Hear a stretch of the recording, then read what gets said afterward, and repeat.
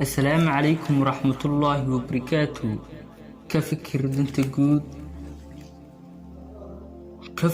danta guud isla marka aad bilowno inaad ka fikirto danta guud waxa aad si dadban u hoosgelinaysaa dantaada gaarka ah oo aad markii horeba raadcaynaysay sidii aad uga miladhalin lahayd dantaada balmarayso iyadoo qof waliba oo ka mid ah dadka dunida ku nooli uu helo muraadkiisa. dabcan waxaa aad u yaraan lahaa mashaqooyinka badan ee haatan taagan. taasi macnaheedu waa walaalkaaga dhiban oo aad danta hayso oo aad caawiso oo aad ka fikirto danta labadiinaba idiin roon. waxaa xaqiiqo ah in ay labadiinaba ay taam noqon lahayd baahidiinnu. sidee ayaan uga fikiraa danta guud? tusaale ku soo qaada sidii in lagu yidhi waxa aad haysataa hal shumac oo baxaya, yacni iftiimaya. mid kasta oo ka mid ah dadka kugu hareeraysanna waxa uu haystaa hal shumac.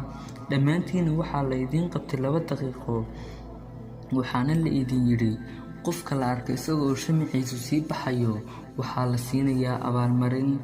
dabcan waad ilaalin lahayd shamacaaga, balse haddii la idin dhihi lahaa shumacyada oo dhan ayaa la idinka rabaa iyaga oo sii wada kaa haya, waxaad ilaalin lahaydeen shumacyada kale oo dhan. waxaana markaa halkaasi soo hoosgelaya shamacaaga oo ka mid noqonaya kuwa aad ilaalinayso. waana taasi tusaalaha rasmiga ahi. waxa aan halkan uga dan leeyahay in aynu waddanka wada leenahay, waajibna ay tahay in aan dantiisa guud ka talinno, maahina keliya in aynu danteenna eegno. bal ka waran daawade, ummad ka wada fikiraysa dalkooga sidee ayuu noqon lahaa ayaad u malaynaysaa?